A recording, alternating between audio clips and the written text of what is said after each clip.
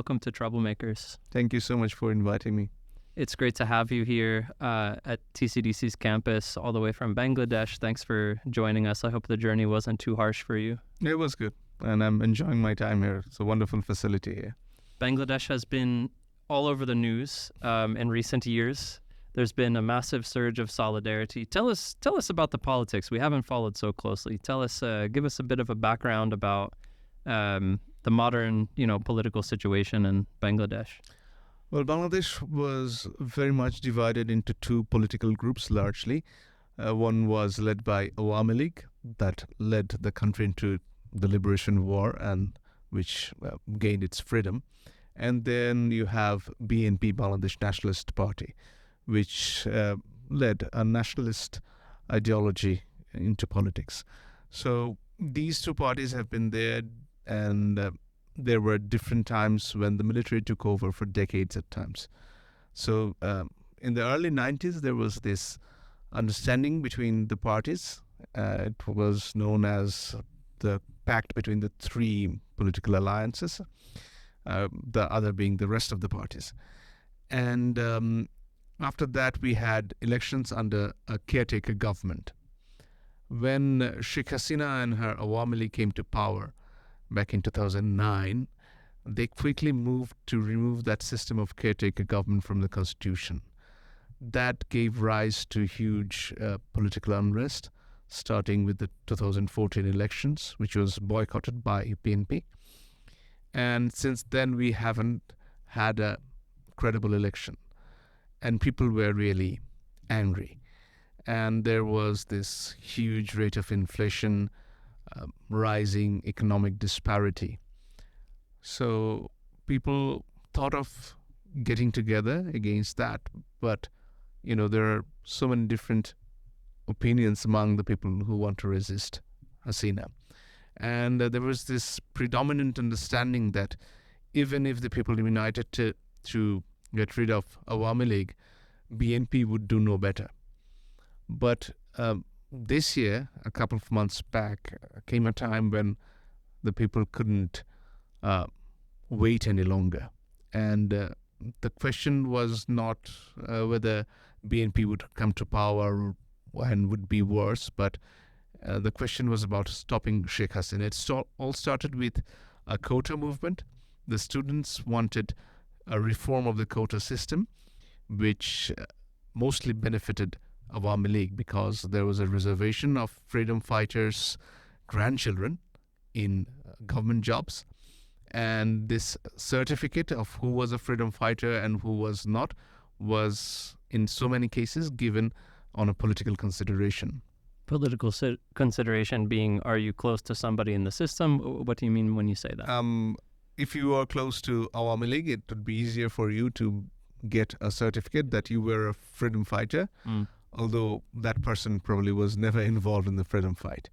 And there were news of so many fake freedom fighter certificates being given by Awami League government. So students demanded a change in that. And it was removed in 2018 when there was this movement by the students. And since the courts were very much politicized and there was very little trust in the superior courts either, and when the courts declared that the quota system would be back, giving the reservations for the freedom fighters and other categories, the students were really outraged. And they came out in the streets. And Hasina named them Razakars, which is a very tabooed word. Razakars are the people who assisted Pakistani military in the genocide that was committed back in 1971. So this outraged the students. And then the police, the border guards, the military, and the Awami League students wing, Chhatra League, which is called, they all came out with their guns and they were killing students. First, it were the university students. And then when the school children, they saw that their older brothers and sisters were killed, they came out as well. And they were also mercilessly shot at. And that, at the end of the day, outraged everyone else in the country. And people forgot about their differences, their political differences, cultural, religious differences.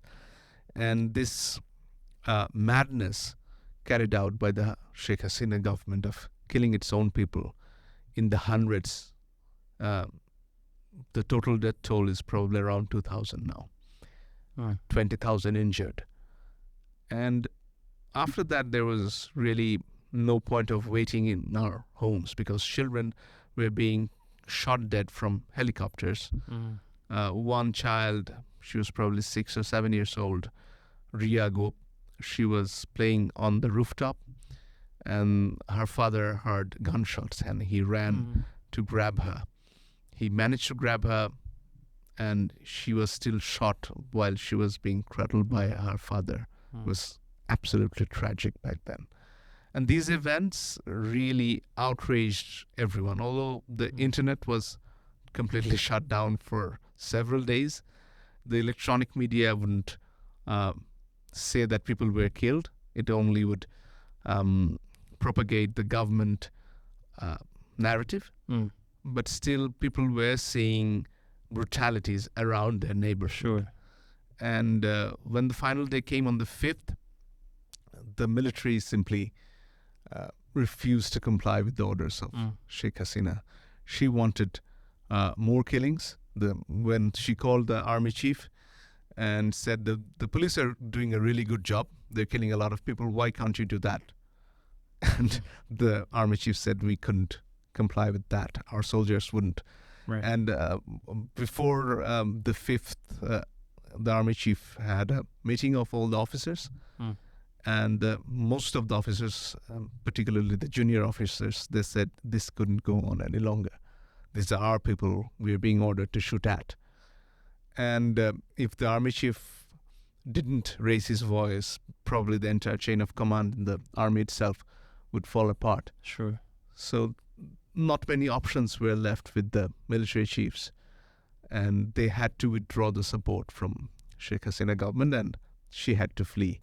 And to flee, she chose the country that most influenced the continuance of her regime, India, because it was getting all the benefits from her government, including support to carry possibly military armaments to the Seven Sisters, which is otherwise a difficult terrain for the mainland Indians to cross to, because there are many hills and very narrow passes.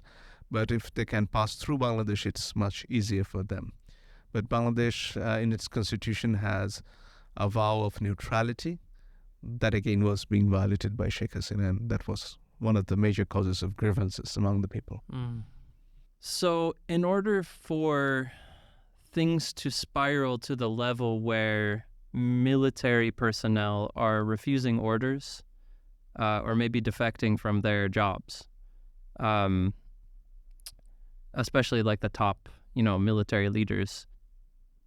By that time, we're normal Bangladeshis, everyday Bangladeshis, non-military civilian Bangladeshis already waging strong resistance? And is that one of the factors that might have pulled that non-compliance of the military in their direction? Or was this kind of totally based on the order to kill civilians?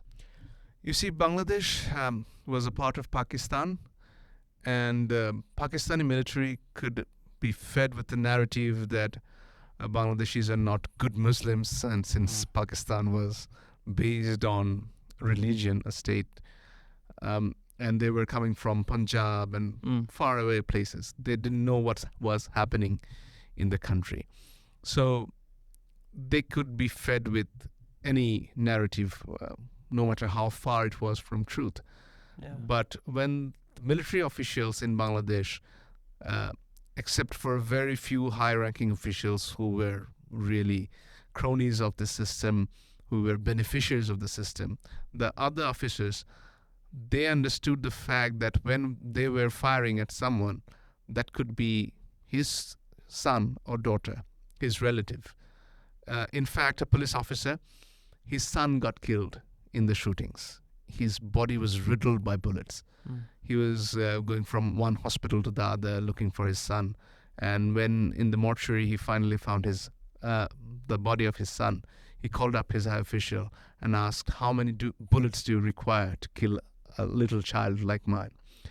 So these things were there. And we're a very homogeneous country, mostly Bengalis and other tribal indigenous groups. So the police and the military, they were not removed from the people, and there was no ethnic difference. And there is a degree to which you could exert your pressure, get people to comply with your orders. But when you start killing children like that,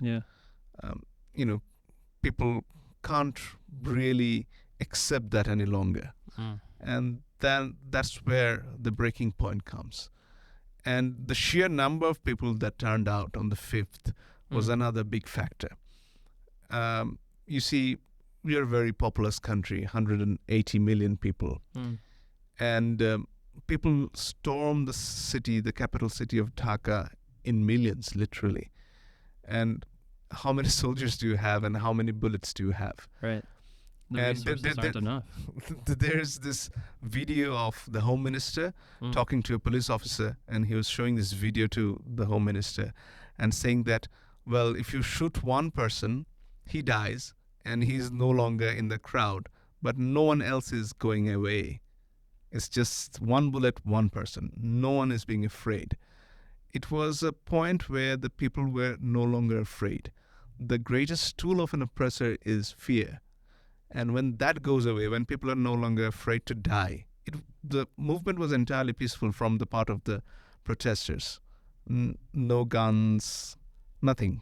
They just had little pieces of bricks maybe, and live rounds were coming towards them. But they didn't go back because as a parent, for me, when I thought that, well, it could be my son being shot at the next time the police decide to shoot, then it should be me first and the newer generations, the younger kids later. So I guess that's how everyone felt around the country. And that's what brought everyone together. Was the regime not afraid of its own people to a greater extent? I mean, by the time that, you're kind of bossing around the military and asking them to do things that are outside of their moral worldview, completely outside of their moral worldview, you probably fear your people quite a bit. You see, there's this background of Sheikh Hasina, the former prime minister. Her father was the leader of Awami League when Bangladesh fought its liberation war. And within 4 years' time, he tried to establish a one-party government to make his power absolute. And that outraged so many, although it was not the right thing to do, but some military officials, along with some other soldiers, they decided to arrest him. But in the whole process, things went terribly wrong, and Sheikh Mujibur Rahman, Sheikh Hasina's father, was brutally murdered along with his family members. She, Sheikh Hasina, and her sister were the only survivors in the family. Even her little brother, he was 5, 6, or maybe a little older, he was killed too in that. And I think that enraged her very deeply. And it is said that she has this deep-rooted anger and hatred regarding the entire people, because people were not really upset when her father was killed. No one really protested at that time. So it is said that people close to her have written books on this, that she's very vengeful about the people. And she doesn't mind really killing. It has to do with her psyche and how that past trauma affected her.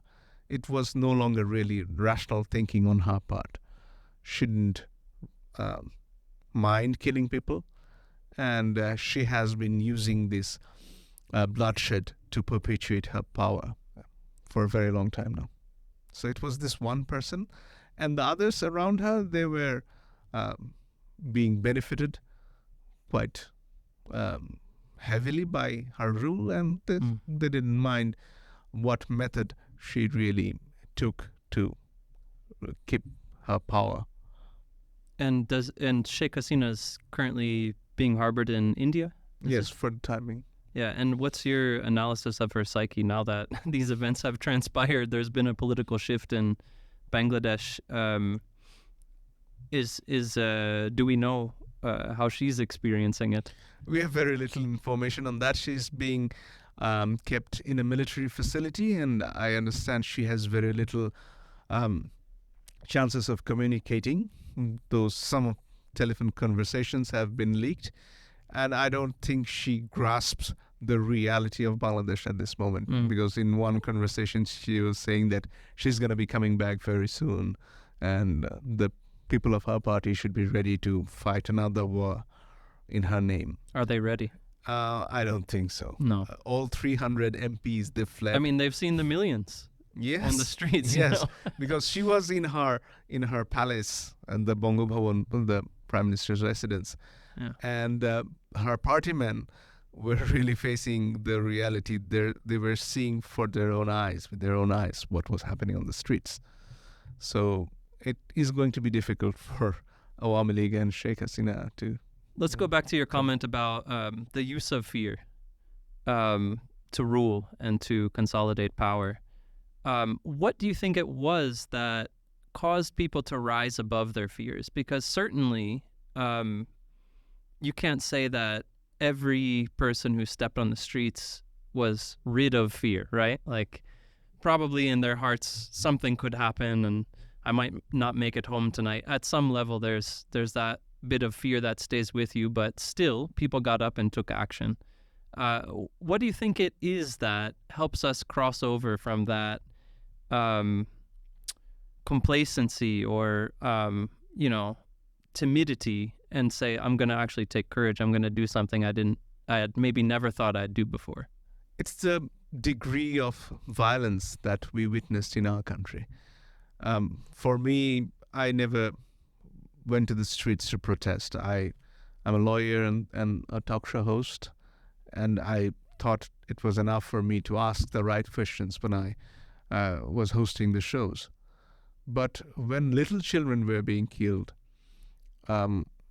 it really hit our very core. If we cannot protect our future generations, then what point there is in living a very complacent life? It isn't that we weren't afraid.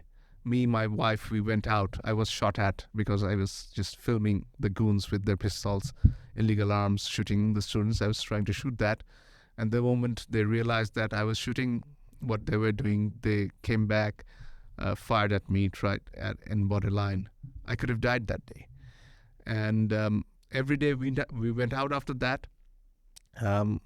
We said goodbye to all the family members. I have pet animals. We'd, pet them and tell ourselves that this might be our last day with them. And every night we came back, we thanked Almighty that, we get to see another sunrise. So we were afraid, but we didn't have an option. It was not an option for us to remain indoors while little children were being shot dead. Because the parents, they couldn't contain their children. The Gen Z, they were unstoppable. They would go out there no matter what. Because they didn't think of what the consequences might be. They didn't think of what they are to gain from this movement. Right. They thought that at that moment, going out there and raising their voice was the right thing to do, no matter what the cost. And they did that. As parents, we are divided more than the newer generations, the Gen Z, and we are, more cautious about the consequences of what we do. But when we see them going out there, we felt compelled to follow them. I've seen mothers following their school children, and this boy, he would ask his mother to go back home, stay safe.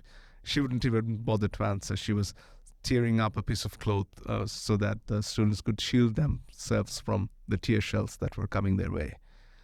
So these are unprecedented scenes in our country. Mothers are always there to, hold their children back. But this time round, they were following their children. Right. That's something that broke the fear, because if I'm out there with my son, I can happily die by his side or trying to protect him. And that's what made the difference. The newer generations, the Gen Z, when they go out there, the older people, they have very little option other than to follow them. So I want to share an anecdote with you, Manzur, which seems like it could stir up similar outrage from, let's say, the elders of children. But it didn't. And I want to kind of like interrogate why not. Like, why in this case that you've shared, why did the elders, come to support the youth and the young people in this cause? And then in the anecdote I'm about to share, why did they not? This is kind of like a question I'd like us to maybe explore and speculate about. So maybe 9 years ago, I was living in a town in northern Uganda, and the small business community in a marketplace owned by the Muslim community, according to the Muslim community anyway, they were being forcefully relocated into a new market constructed by the state with a lot of development funds and loans and so on and so forth. And of course, the taxes were going to be heavy and more regulated in the new market. And so, of course, the small business community that's living day to day on small wages wouldn't be happy about that. They're happy to be in the sun and not be in some big cement structure that's not well aerated, So the town council of this town was frustrated that people weren't voluntarily entering this supposedly beautiful new market, although even the cement floors were starting to develop cracks within the first year or two. I'm sure you're laughing because you're conjuring a similar story, So town council asked the security operatives, mostly the police, please go and forcefully relocate the small business community so we can have our new market in one place. And they came and used the means of tear gas to do this. Unfortunately, there was a primary school right next to the small business community. So the tear gas canisters intended for, let's say, the parents of these children, 4 of those tear gas canisters ended up in a primary school's compound, and it hospitalized about 150 pupils, young pupils from that school.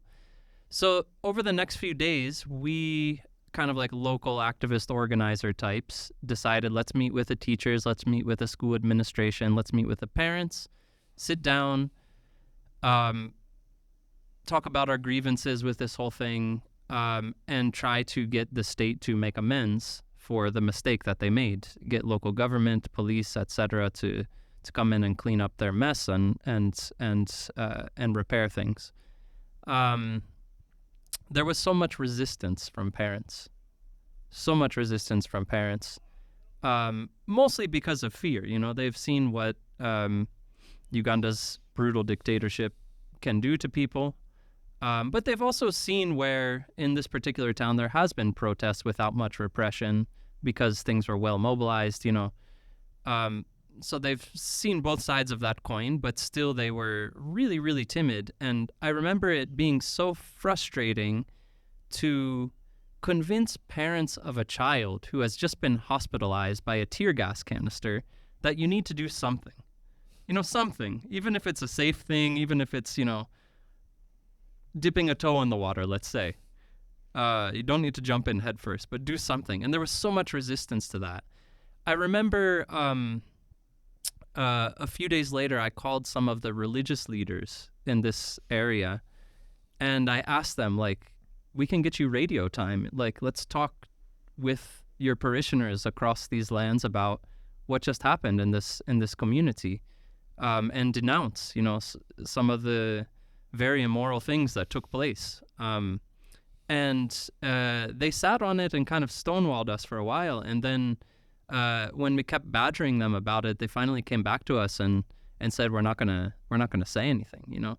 So like the moral authority of our elders, who are not only elders but have been enshrined in some kind of religious institutions to lead our communities, were also completely absconding from this whole situation where there were live bullets. And of course, like, old women were affected, other people were affected, but we had 150, young students hospitalized from tear gas, and nobody came to really, I should say, very few people actually stepped up to do anything about it. I don't want to believe there's something fundamentally different about your people and the people in this town where I happen to live at that time, What do you think are some of the factors here? Like, what I want us to really interrogate, like, what gets us on the streets? This was not your biological child that was shot from a helicopter, right? It could have been, yes. Could have been, yes, very much. And maybe so there's like that kind of, psychological attachment that this could have been my child, or next it could be my child, or, it could be me, etc. But still you came out and others came out, many came out, and in this other situation they didn't. What could be the reason? We had the same kind of situation back in 2018 when two students from a school, they died in a road accident. And there were a series of accidents before and after that, and that really outraged the students. And they took to the streets for safer roads. They were out there, they're occupying the streets, mostly school and college students. I remember this campaign, yes. I think I met somebody that was involved, yeah. And after that, the Chhatra League, the students' wing of Awami League, the ruling party, they came out wearing their helmets, their hockey sticks and other arms. They beat up the school children. It was horrific. But people didn't speak up at that point of time. The reason behind that, I guess, there's a time when the frog jumps, when the boiling point comes, and you can't bear no more. So that point came in 2024. Before that, people thought, well, Sheikh Hasina is doing all these things wrong, but maybe the BNP leader, Khaleda Zia and Tariq Rahman, would do worse. So although she's being really oppressive, she's making people disappear, but still there's probably no other option rather than to endure. But this time around, people had that same argument that, well, BNP is going to be worse. If you remove her, it's going to be Islamic fundamentalism everywhere. But the analogy the protesters gave is that your house is on fire. You can't think that whether you'd have a good house or a worse house after you run out of this house. Your house is on fire. People are being killed every day in hundreds and 50s. And that hasn't happened in Bangladesh since independence. It was the Pakistani army that managed to kill in such numbers. And it was really... This was the first time that it was like a homegrown kind of issue. Yeah. And we had military dictators before. In Hussein Muhammad Ershad, who was a military general who had been in power for almost 10 years, he managed to kill about 60 or 100 people in those 10 years. And Sheikh Hasina killed 2,000 in just 1.5 months span. Yeah. That was something that was absolutely intolerable. So it depends on the degree, the threshold of the violence and oppression you're facing. So let's talk a bit more about this, because I'm still not... I see the difference that you're describing. I'm having trouble like pinpointing what it was that made people feel like their house is on fire. So yes, people are dying. There's mass, internet shutdowns. There's censorship of all kinds, and that's scary. was there any kind of like voice of reason within society? Like, were there people trying to say, "Ah, it's okay, calm down, it will pass"? Or generally, like, there was like this collective thrust, like, no, no, no, this is really bad. Did you have to contend with any kind of counter propaganda, or even that soft kind of complacent? There was, Awami League is heavily supported by the intelligentsia because it has to do with the past, its involvement with the liberation of the country. So I'm involved with the group theatre, and it came to being during the reign of Hussein Muhammad Ershad, who was a military dictator. And they used to have street plays. They'd gather suddenly until the police would know that there was a play, and then disappear before the police would arrive. And when all of this was happening, I wrote in the group that, well, we should do something.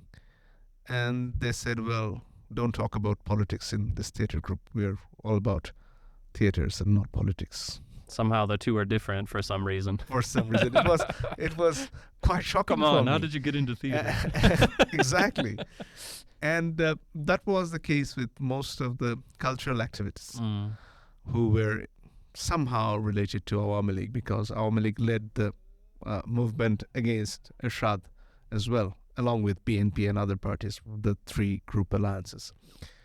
So this time around, there were people who were saying that, well, if you remove Hasina, it's going to be a Islamic State or Khilafat kind of thing. BNP is going to be worse. There were people who were saying that.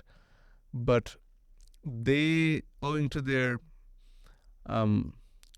alienation from the actual reality, didn't have the credibility any longer. The civil society, part of which supported Hasina, they were always saying these things, that this is going to pass, Hasina is not responsible, it is the police officers who are, overdoing things, and she'll take care of everything. But they had, over the long period of propagating lies, they had lost the last bit of credibility that they had. And I think that is something that really made things accelerate this time round. And the students, they were really mature. The student leaders, the police picked up 6 of them, detained them for 4 or 5 days, and they had set up a mechanism that if, say, the main 5-6 people would be abducted by the police, others would spring up from different parts of the country. It was really decentralized, the student leadership. They had a committee of 152 or 56 students from different universities from different parts of the country. So Sheikh Hasina didn't know where to put her finger. So they couldn't really exert the pressure because they didn't know where to do it. And that is something that was very different from the previous movements. Usually you have the president and the secretary of a movement and the other central leadership. They didn't name anyone this time around. They had 152 coordinators of the movement. They were from private universities from outside of the capital. And this made it really difficult for Sheikh Hasina to control it. Right. Is civil society in Bangladesh during Sheikh Hasina's time very timid because of the situation, or they are maybe more like bourgeoisie and trying to trust in the system? Maybe there are a few bad apples, but the system still works. Like, were they ideologically supportive of her, or it was just kind of for survival that they were? None of that. I think a majority of them were direct beneficiaries of the Hasina government. You talk about journalists, lawyers. They all had these organizations, professional organizations, that were essentially political. We didn't have this kind of divisions before. There were times back in the 90s where lawyers of the Supreme Court would mediate between the parties, but this time it was clearly divided on party lines. And as a talk show host, when I had a guest from the civil society, I could tell beforehand what that person is going to say, because he has his allegiance to a certain party, and he wouldn't go beyond the narrative of that party. And they were being benefited in so many ways, getting government plots, government appointments at times, and other monetary benefits at different times. So many journalists were on the payrolls of the ruling party. Yeah. And lawyers should be benefited by getting elevation as judges of the Supreme Courts and so on and so forth. So you loaded yourself with some questions, some difficult questions to ask them when they came to your talk show. We tried our best, but my producer would continuously walk you back. Caution me that, well, don't go any further. And my producer was once brought before a court for contempt because in the talk show, one guest, he said something that the courts didn't like. So these things happen all the time. Manzur, thanks so much for joining us here at Troublemakers. We're graced with your presence. Hope you'll be back, and wishing all the best for the days ahead for Bangladesh and for the region. Thank you so much. It was fun talking to you, and I really loved sharing my experience and listening to some of yours. And I'd love to come back and talk more about Bangladesh as we progress, although slowly, towards a better country. Yeah, it may not be a smooth road, but yes, it's one worth walking. Of course. Blessings. Thank you so much. Hi, we hope you enjoyed the conversation on this episode of Troublemakers and feel inspired to stir up some good trouble in your own community. Do feel free to check out our other episodes and subscribe to your preferred podcast app. You can follow us on Instagram at troublemakers.podcast for all the latest updates, behind the scenes content, and sneak peeks of what's coming next. We also love to hear from our listeners. You can write us an email, troublemakersthepodcast@gmail.com. And hey, if you enjoyed this episode, take a moment and share it with a friend or leave us a review. It really helps us grow our community of troublemakers. Keep shaking things up.